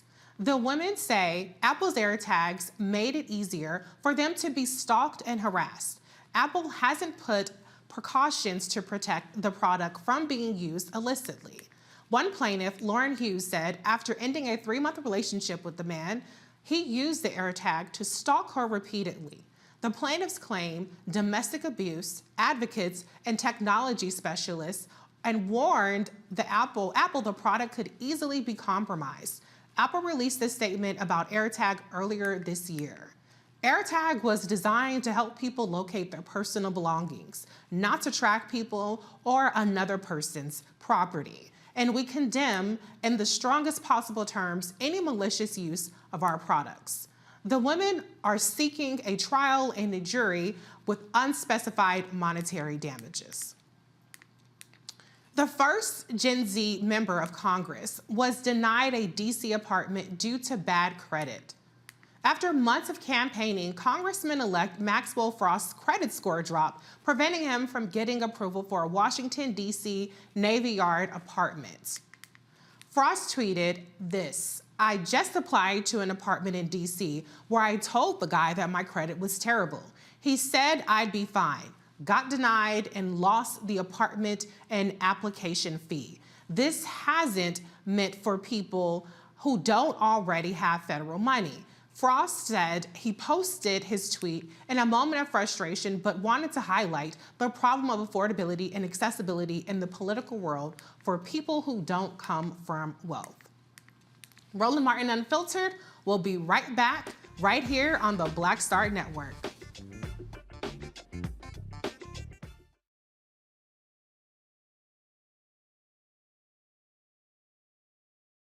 On the next Get Wealthy with me, Deborah Owens, America's Wealth Coach, inflation is on the rise. Interest rates are high. Can you still thrive during these uncertain times? On the next Get Wealthy, you're gonna meet a woman who's done just that, living proof of what you need to do to flourish during these uncertain times. These are times where you take advantage of what's going on. This is how people get rich or richer. That's right here on Get Wealthy, only on Black Star Network. I'm Angie Stone. Hi, I'm Teresa Griffin. Oh, Roland. Hey, Roland, I am so disappointed that you are not here, first of all. Where's our dance? It's like we get a dance in every time I see you. And so now you're not here for me to dance with, sir. You and your ascot. I need it. I need that in my life right now. Okay, I love you, Roland. What's up? I'm Lance Gross, and you're watching Roland Martin Unfiltered.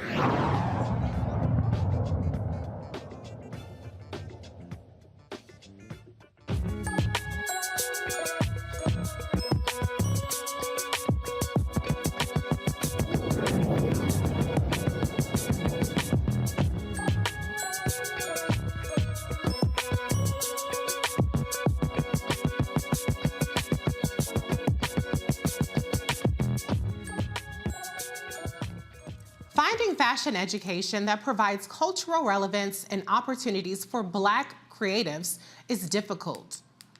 That is until Dwayne Edwards created a lane for show designers in Detroit. Edwards started in the shoe design industry without formal training and worked his way to Fortune 500 companies like LA Gear, Skechers, Nike, and Jordan Brand. Edwards founded Pencil in 2010, holding classes at various venues, including the University of Oregon's Portland Center.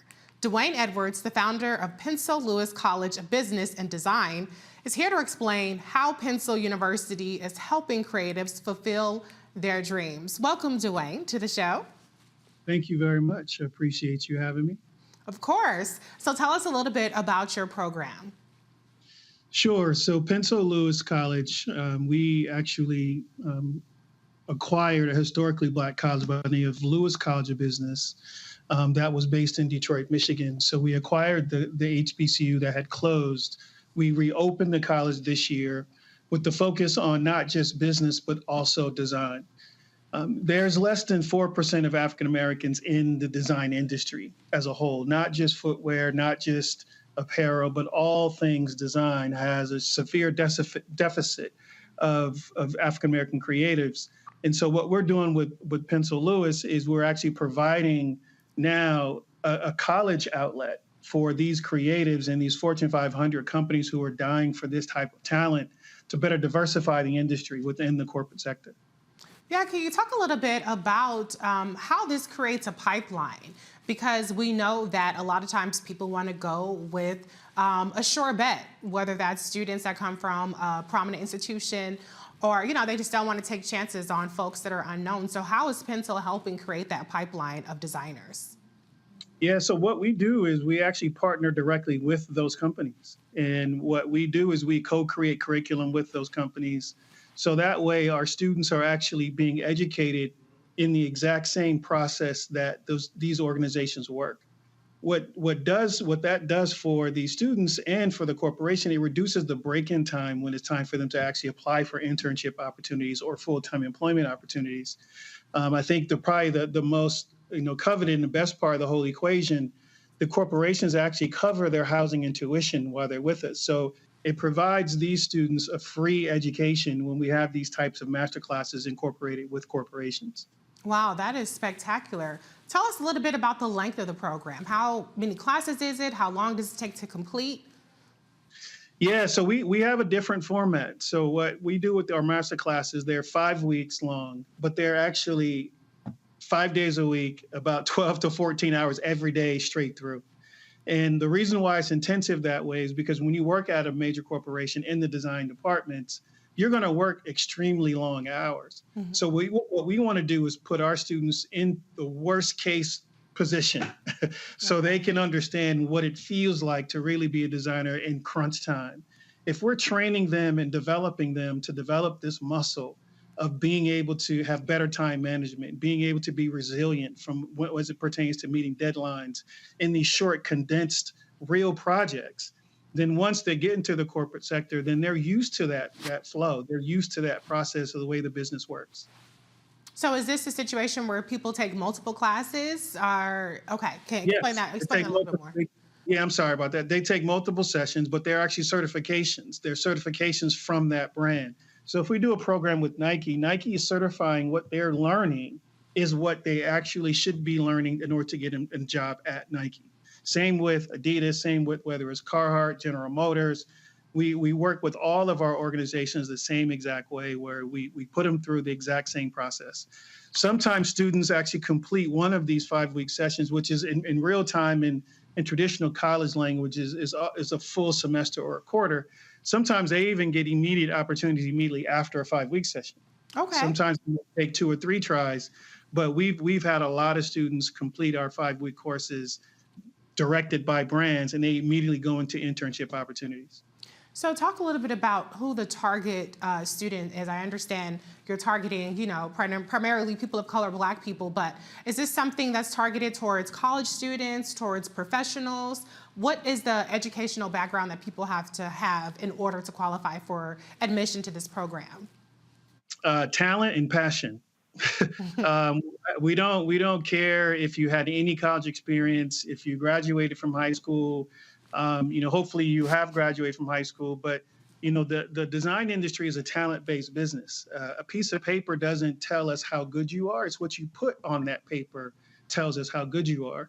And so what we want to do is we want to remove a lot of these barriers that sometimes eliminate, especially people of color, because nationally, we're only averaging about a 7% African-American enrollment at traditional design schools and universities with about a 2% graduation rate. And so when you look at that, you start to see that these kids who are talented but don't have the resources to attend traditional four-year universities, they never even see the possibilities of what could happen for them in these different design fields. And so we remove a lot of those barriers. The expectation of design and creativity is still there, and we hold them to a much higher standard. So not only are we teaching them the design skills they need to get into the industry, but we're also teaching them the professional skills that they need to survive in that industry as well. Sounds like an amazing program. I'm going to go to the panel, starting with you, Kelly. Sure. Now, forgive me if I missed this part in you talking about this fantastic school, but can you explain the name Pencil and why it was chosen? This is a rebrand. Yes. So I started the college, started a small academy called Pencil Footwear Design Academy in Portland. I was born with the gift of drawing thing I could see, and I've always used a simple number 2 pencil. And so as I'm looking at, once I retired from the industry, I'm a 33-year veteran of the industry. I retired from the industry, and I'm like, what could I call this academy that we're creating? And so I randomly like to look up words in the dictionary and see what the definition is. And so when I looked up the word pencil, because that's the instrument I've been using for 3 decades, I saw the phonetic spelling was P-E-N-S-O-L. And because I'm in the sneaker side of the equation, soul was there. So I just added an E and ultimately pays tribute to the instrument and the industry that really guided my life. Thank you. Michael, your question. Hey, Dr. Edwards. Hey, I'm here in Detroit, and sounds like a great program. I'm familiar with the previous Lewis College of Business and professors like Dr. Dallas Allen and Dr. Clarence Green, so I'm very familiar with that. My question is, what types, first of all, how many students do you have in general on average in the master classes? And then also, what type of classes do people need to have maybe as prerequisites, or what type of classes should maybe high school seniors be looking at to take if they know that they want to go into design? Yeah, those are great questions. You know, what we're doing now is we're actually implementing design programming in high schools to actually better prepare high school graduates for our programs, primarily because you don't find design in high schools, really. You find art occasionally, right? But art is usually cut because of budgets. And so what we want to do is really focus on those kids that either have zero to no knowledge of design, but have raw talent and ability, because we can show them how to use that natural God-given talent and craft it in a way to get them to where we need them to be. But if they have prerequisites from learning digital skills of Illustrator and Photoshop, but mostly it's hand skills. We do everything by hand first because we want kids to graduate to a computer. The hand skills of doing things by hands, whether it's crafting or sketching, those skills are leaving these kids because they're growing up with the digital age. And so we have to take them backwards to better help them understand how to use their brain from a creative point of view so they can be more creative. And believe it or not, they don't realize they're more creative without the computer than with the piece of paper. Sorry, they're more creative with a piece of paper and pencil than they are with an actual computer itself. Our master classes range in size from 15 to 40 plus. It really just depends on the partnership that we have with certain organizations. We craft product creation teams that you would find at a major corporation, meaning we put all of our students in these teams of either 4 or 5, where you'll have a product marketing person, you'll have a designer of footwear, you have a designer of apparel, you have a designer of color materials, and you may even have a 3D designer.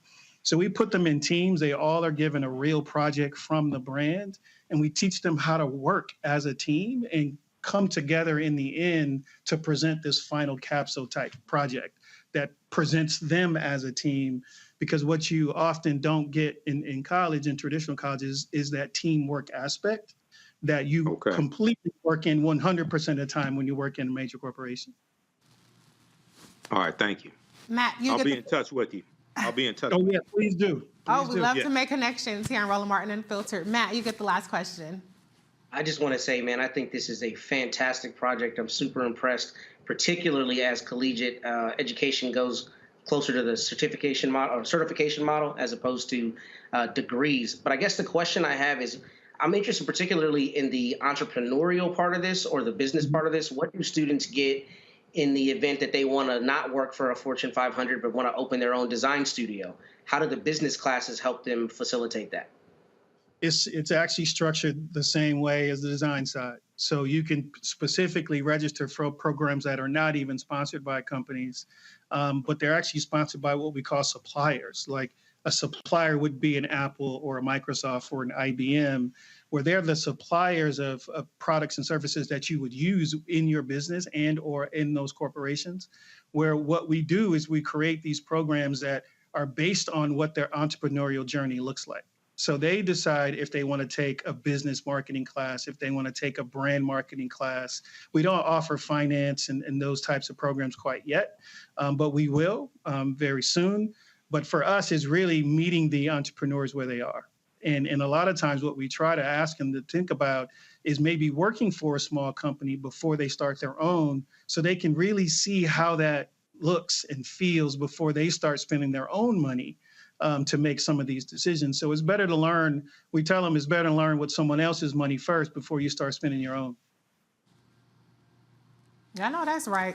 I have a quick question for you, though. Is there a residency requirement, meaning you have to be living in Michigan or in the area in order to be a part of this program? Or have you seen people travel from other states to be involved in these master classes? Yeah, we've had people come in from other countries to be a part of some of our programs. So they're both in person, and we also have virtual programming as well. But most of the time, yes, they would have to physically be there. We have housing set up for them as well. But obviously, if you live in the city, it's easy. You can commute if you're local. But yes, they are immersive programs. Okay. How many students in total are part of this at any given moment? Any given moment, up to around 40. Okay. And we've already this year, so we opened in May, officially in May. By the end of, we just finished our last session with New Balance. And we completed the year servicing about 300 kids this year. And we're looking to double that, if not triple it, with online next year. So is it a rolling admission type of thing, or? Yep. Okay, all right, sounds good. So before you go, let us know how people can learn more about you as well as Penso College of Design. Well, it's best to focus on Penso Lewis than me. Okay. I had my time as a designer in this industry. And so for us, it's pensolewis.com, our Instagram. That's really the best way to reach us. And what we're trying to do is really find and discover these hidden gems that may have given up on their aspirations of being creative. You know, all too often, sometimes, especially in Black households, we're persuaded to go away from a design or artistic career because it's quote unquote not perceived as stable. That's not true, right? And so what we're trying to do is first help better educate people on the differences between art fields and design fields, and then show them a roadmap and a pathway of how, you know, their child could be successful, or them as future leaders could be successful. Yes, thank you so much for the work that you do, because sometimes people do look at this sort of career path as more of a pipe dream and sort of something tangible and that's feasible. So thank you so much, Dwayne. You know, thank you very much. I appreciate the time. Of course. Well, that's going to do it for us here on Roland Martin Unfiltered, streaming live on the Black Star Network. I got to thank the panel, Kelly, Michael, Matt. It's always good to be in company with you. Before we go, too, Reese. Oh, thank you. Before we go, I want to thank Roland for allowing me to keep his seat warm tonight. Be sure to download the Black Star Network app. Earlier today, in case you didn't know, Roland gave the commencement speech at Jackson State University. Here it is. Have a great weekend. Holla. All right, how we doing?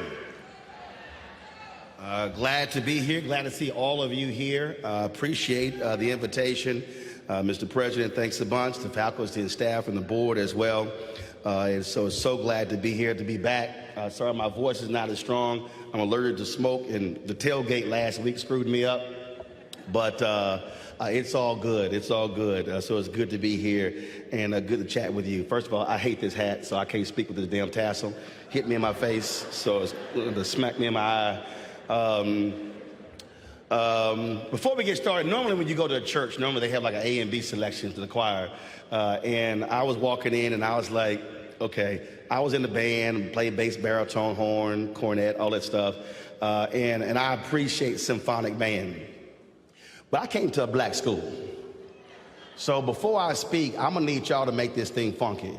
So I need y'all to do something, because you can't keep talking about your band as all of that, and we gotta hear symphonic band. So this ain't a homegoing, so I'm gonna need y'all to make this more like a homecoming. So I need y'all to do something, because I can't listen, I can't speak. I mean, I appreciate classical, but that pomp and circumstance just got on my last black nerve. So can I get a black band, a HBCU sound before I speak? Come on, Mr. Director, let's go.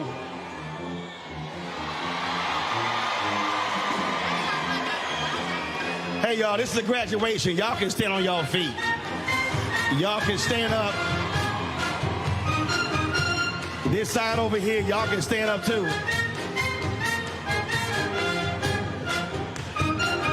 I don't know why the folks on stage sitting down. Hey, faculty, I don't know why y'all sitting down. Y'all, Alonda, get on up. There y'all go. All right, come on.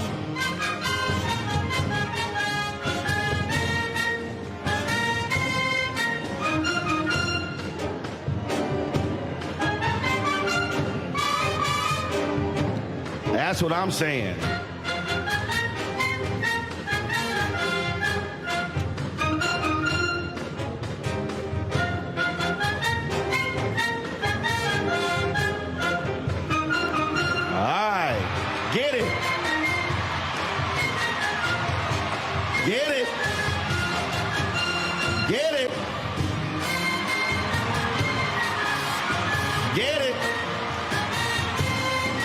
I know there's some alphas in here. Oh, y'all know?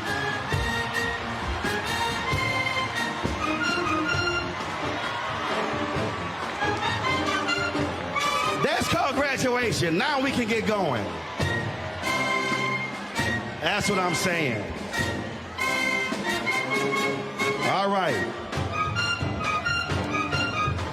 All right. I feel better. My voice is better.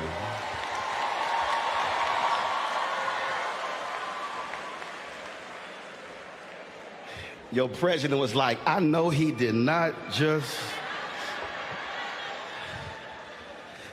You gotta remember, Mr. President, my show is for black people.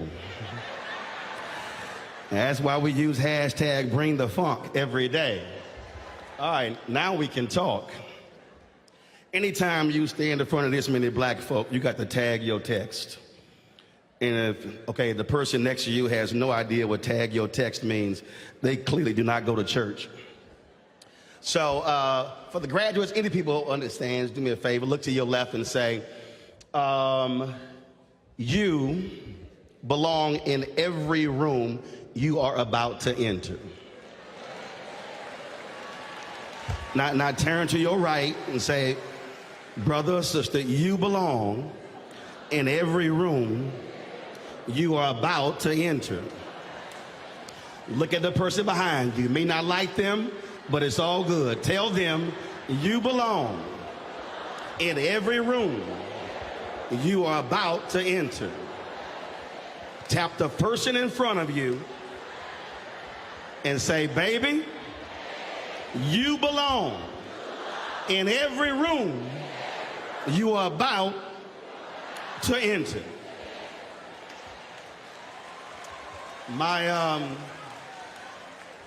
One of my 9 nieces is a junior at the University of North Texas, and when she was in kindergarten, first of all, Anna was a wonderful, free spirit. I mean, she was just smiling and joyous and all that good stuff. And one day, we noticed that she began to ask us, is this okay? Is this okay?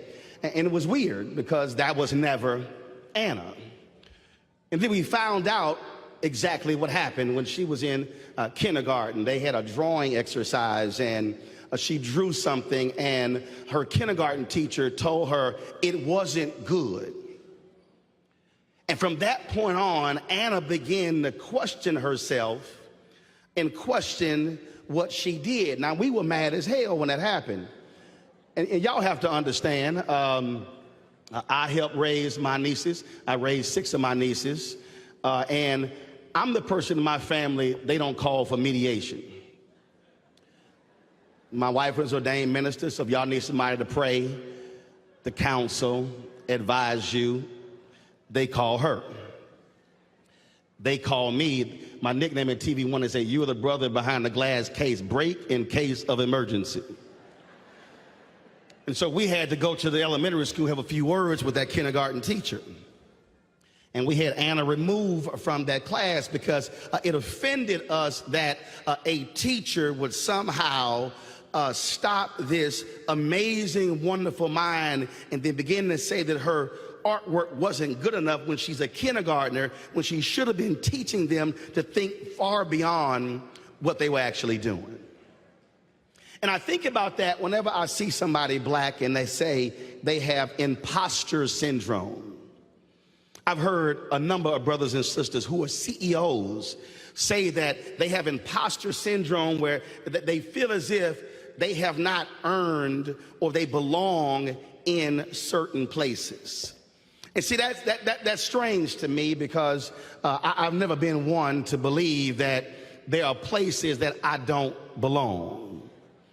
And see, part of that is because as people of African descent in this country, from the inception, we have been made to believe and think, and we passed it on to multiple generations, that we are second class.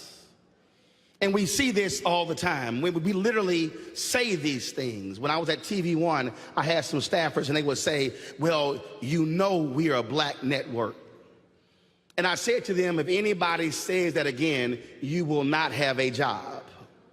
Because the statement alone implied that what we were doing was not as good as someone else.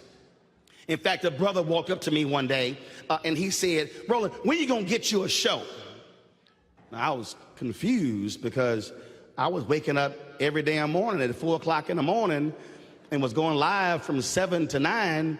And I said, brother, I have a show. He said, no. I know you have your TV One show, but I mean a real show. And I stopped and I said, this could go one or two ways. I could take the time to explain to him the difference. I can straight cuss him out. I chose the Christian route. And I explained to the brother, I said, well, are you aware that when Brian Williams comes to Washington, D.C. to do the NBC Nightly News, he literally sits in the same chair that I sit in? And then the brother was confused. He looked at me like I was crazy, and I said, you may not realize that we contract out with NBC News Channel to do News One now. I said, the same set, the same walls, the same cameras. We send the video down the same fiber optic lines in the same control room. I said, in fact, there's a glass table to the left, and there's 2 shelves, and there's a bristle brush on the bottom shelf. I said, Brian, don't use a bristle brush. I said, brother, what you don't understand is we literally are in the exact same location that NBC News does the show from DC, but we're simply on TV One. He thought because it was a black cable network, we were not a real show. I've encountered that countless times. I've encountered that in my career where politicians will somehow ignore us and then not talk to us as black newspapers, but they will run to the daily newspaper and give them all the time necessary. When Lee Brown was the first black mayor of Houston, he went to South Africa and he did a pre-media discussion with other media. And then he came back and he brought 4 security guards with him, and the media jumped on it because it cost about almost $100,000. So then one day his chief of staff called me and they said, hey, we would love to bring the mayor by the newspaper, and we would love to sit down and talk with you about the trip and how important it was. And I let him finish. And then when he got done, I said, first of all, Lee Brown, I straight cussed him out. I said, y'all went to South Africa, but you couldn't call the black newspaper before you went. But now white media is kicking your behind. So now you want to call me to now save your behind after the fact. I said, no, I'm going to kick your behind in the paper this week. I'm going to do it on TV on Sunday, and y'all going to learn not to disrespect black media ever again. I've always had that posture because I have refused in my career, in my life, to believe that what we have is second class. I have refused to allow others around me to have that mindset, because the reality is what we have always done has been first class in media. When I think about the North Star and Frederick Douglass and Ida B. Wells Barnett writing about lynchings, when I think about Robert Abbott founding the Chicago Defender, when I think about the Afro-American, I think about the Atlanta Daily World, I think about Charlotta Bass, I think about Claude Burnett's Associated Negro Press, I think about all of these institutions, Ebony and Jet, that actually told our story that carried the weddings and the birthdays of black people when mainstream media would not even mention our names. I have refused to allow, even in the 21st century, for anybody to act as if we don't belong where we are.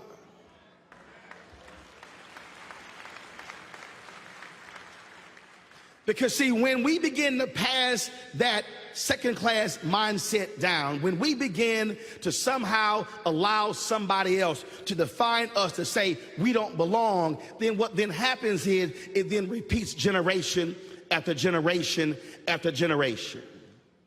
And then it means that when we're in the workplace, we're not negotiating the way we should be. We're not asking for the promotion the way we should be. We're not demanding the same resources the way we should be. And I am simply unwilling and frankly unable to allow my blackness to have a black tax, and for anyone to somehow limit who we are and what we can do, and then say what we do is simply not good enough. Now understand, when you're like that comes with some pushback. Because it's a whole lot of us who are intimidated by us. It's a whole lot of us who you would think would have our back, but in fact will actually say things to hold us down. There are graduates sitting here. If y'all are real honest, there are some folk cheering for you right now who were not cheering for you when you decided to come here. There are some teachers from elementary school and junior high school and high school who were like that teacher with Anna, who were not teaching and putting things into you to affirm you. They were actually saying, you know you're not going to be able to make it. So why don't you just go to a junior college, or why don't you just go to a technical school? You really can't make it at that 4-year school. I had a teacher at Jack Yates, when he heard I was going to A&M, he said, Roland, do you really think you're ready? First of all, he never even taught me. So the first thing I was like, why in the hell is he talking to me? And he's telling me, he said, well, and literally, y'all, he said, why don't you go to Prairie View first, then go to Texas A&M? And I looked at him, I said, so what you're really telling me is the job that you and others did the last 4 years did not properly position me to go to any college in this country. You don't think I'm good enough to succeed at Texas A&M. Isn't that a reflection on your failure as a teacher? And he looked at me like I was crazy, and I walked the hell off. And 4 years later, when it was graduation time, I'm real petty, y'all, so let's just be real clear. Y'all know, if y'all follow me on social media, I will clap back on folk real quick. It don't matter. So if y'all want to tweet at me, tweet at your own peril. 4 years later, when it was graduation time, I went and dropped some invitations off to some teachers that I liked. But I stopped by his classroom and dropped that sucker off just to let him know, yeah, you the same one who said I wasn't ready to succeed there. And I'm sure every time he see me on TV, and when I was inducted into the Texas A&M Journalism Hall of Honor and the NABJ Hall of Fame and the Cyber Journalist Hall of Fame, he was thinking, I guess he was ready. See, folk like that sometimes who look like us don't want us walking into certain rooms, walking in our authority. And what they will do is they will say things to you that they think is helping you when in fact they're hindering your future.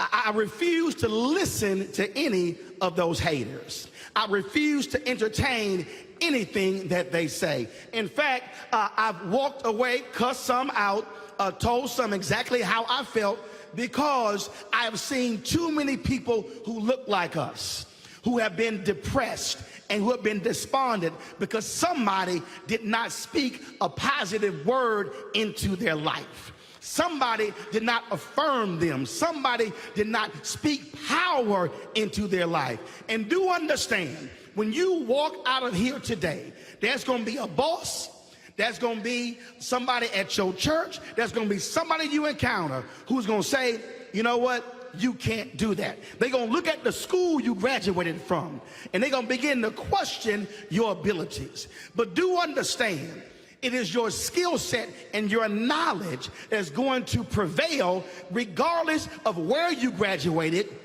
when you graduated, and also what rank you graduated. Look, I appreciate the folk who are magna cum laude and all them other cum laudes. None of them cum laudes mean nothing to me. I was just trying to get to that day to walk across to get a sheet of paper, because I knew when I got out of there, I was about to show up and show out. Because do understand, all of that other stuff don't mean nothing when you walk out that door.